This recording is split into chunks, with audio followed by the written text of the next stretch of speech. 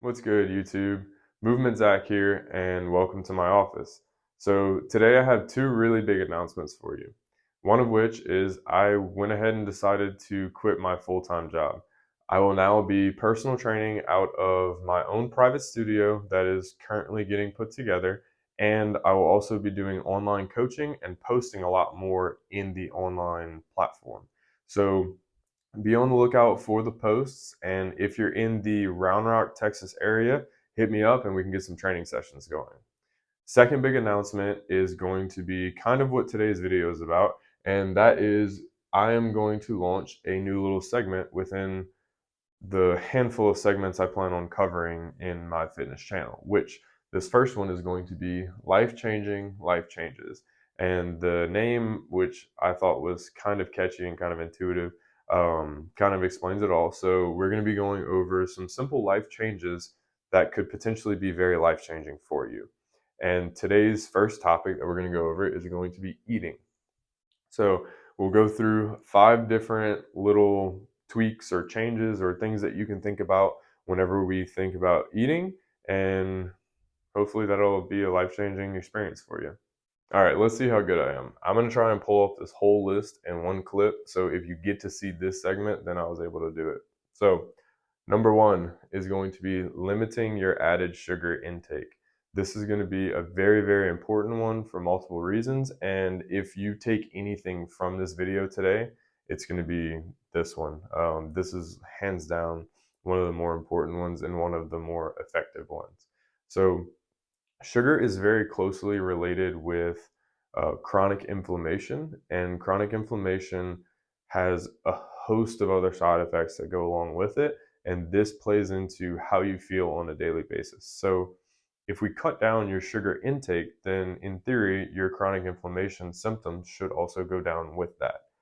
Second, your daily sugar intake, and this is very general, but your daily sugar intake should be somewhere around 24 grams of sugar. So, a easy little rule of thumb on this one is if you grab a food product of some sort, like a drink or a snack or anything along those lines, and it has more than 14 grams of added sugar. So, it's going to be on the ingredient label, added sugar. If it has more than 14 grams, you're going to go ahead and get rid of it. That food product is not worth it to you at that point. That is well over more than half of your daily intake, and it's just not worth it to you. So, if your goal is to lose weight and feel better, then limit that added sugar intake. So, number two is going to be a 12-hour feeding slash 12-hour fasting window. What I mean by this is you will have 12 hours of feeding, so you'll eat in a 12-hour span, and then you'll have 12 hours where you don't eat. So let's just simplify this. If we look at 8 a.m. to 8 p.m., you're going to be able to have food in those time frames. And then 8 p.m. to 8 a.m. the next morning, we're going to be fasting. Fortunately for you, within that fasting window, most of it's going to be time spent sleeping, so it's really not that big of a deal.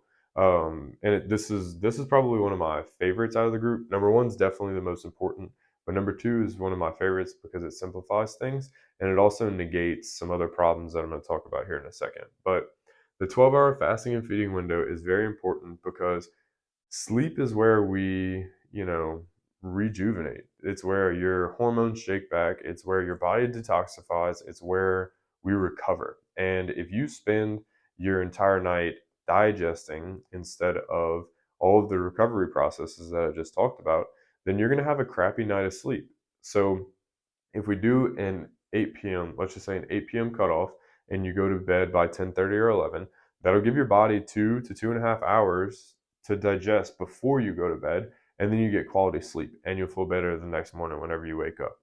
And then the other thing I really like about this is I have a problem with eating late at night. So if I give myself a finite cutoff of I'm done eating by 8 p.m., then I have no questions, no problems. Like I'm just done eating. I can't eat anything else. So if you're like me and have problems with the night grazing and the binge eating at night, then number two is great. It's do or die. You can't eat after 8 p.m. So cut it off.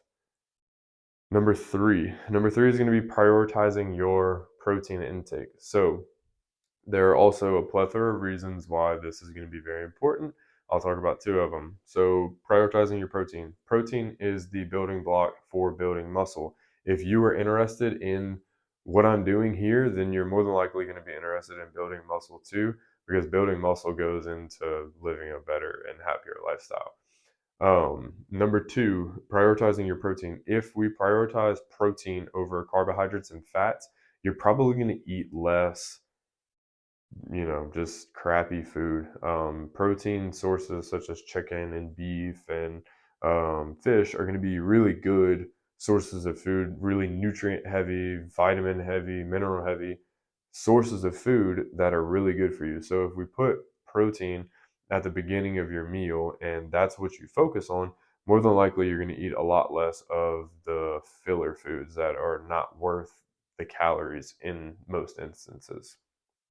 All right, so moving on. Number four is paying attention to your portion size. So I had a client who we kind of talked about nutrition a little bit. He wasn't all too worried about nutrition. He was more or less worried about building some muscle and getting stronger. So we didn't really focus on the fat loss side of nutrition too much. I kind of just talked about like easy or, the protocol he needed to do to build muscle. But he took it upon himself to start paying attention to portion sizes and actually paying attention to what the ingredient label says is a portion. And just by sticking to that, I think in 6 months, he lost over 60 pounds. And his goal was not weight loss. His goal was to get stronger. His goal was to put on some muscle. So just by simply paying attention to the portion size, it's huge. You have a huge potential to lose some weight just by doing that. And if you start doing this, you'll notice with a lot of foods, you overeat them. Like peanut butter, for instance. This is the staple child of overeating. Peanut butter, it's 1 tablespoon for a serving. How often do you slap that spoon in the jar of peanut butter and eat a freaking glob of it? Like that's 4 servings of peanut butter easily, and it's super fat dense. So pay attention to those portion sizes, and I guarantee you, you'll eat less.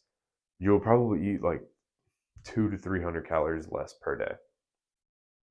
All right, last one. Remove yourself from the situation. So that one's not nearly as straightforward as the rest of them, but removing yourself from the situation goes for kind of like a social aspect. Or even, no, I don't even want to say that. It goes for a lifestyle aspect. So removing yourself from the situation can be as simple as fixing the amount of food that you want to eat in that sitting and picking up food and getting everything out of the way. Just by doing that, you're not going to overeat in that sitting, or you're less likely to overeat in that sitting. Now, if we were to look at from a social aspect, so say you're at a party, and when's the last time you've gone to a party where there wasn't food and drink?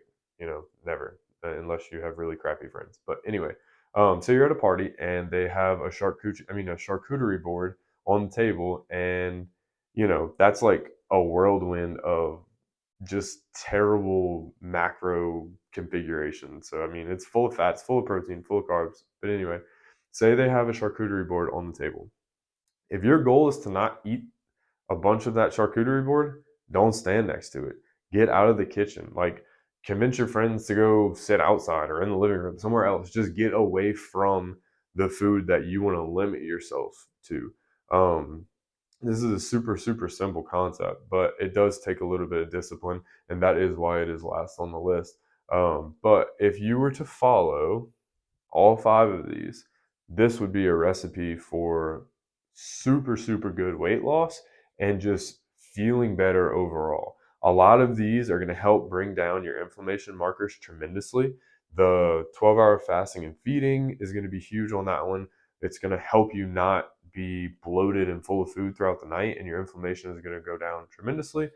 The sugar thing, too. Sugar, when I talk about sugar, man, sugar is the devil. Like for most people, if you're not an athlete who's burning crazy amounts of calories training day in and day out, your sugar intakes don't need to be crazy high. Your brain only needs like 12 or 14 grams of sugar to function in a day.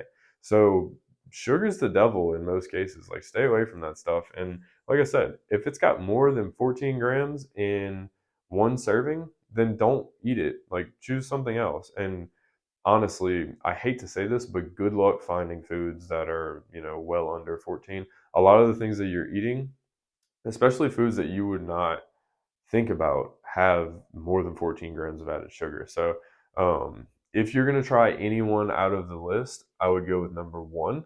I would give it a week. And if you do really well with that, then try number two. And then do that for a week. And if you do really well with that, and I'm not talking like switch, compile these, add them up. But yeah, give one a try. And if it works, and if you're able to hold down that discipline, then try another one, and so on and so forth. But yeah, that's it for today. That's pretty simple. Life changing, life changes. Give these a try. Let me know how they go. Go ahead, like, subscribe, and leave a comment. Now, I mentioned at the beginning of the video, I am starting my own business and I'm working for myself. So if you want to help support me with zero money, go ahead and like the YouTube channel or subscribe to the YouTube channel. I need to get better at this. Subscribe to the YouTube channel, like the video you just watched, follow me on Instagram, and if you're in a situation where someone's talking about feeling like crap, wanting to work out, anything along those lines, just tell them about me. Like literally show them my Instagram or my YouTube or whatever and reference me to them. Help me get some more traffic on my stuff and you'll be helping me out for free. So thanks for watching. Hope to see you again next time.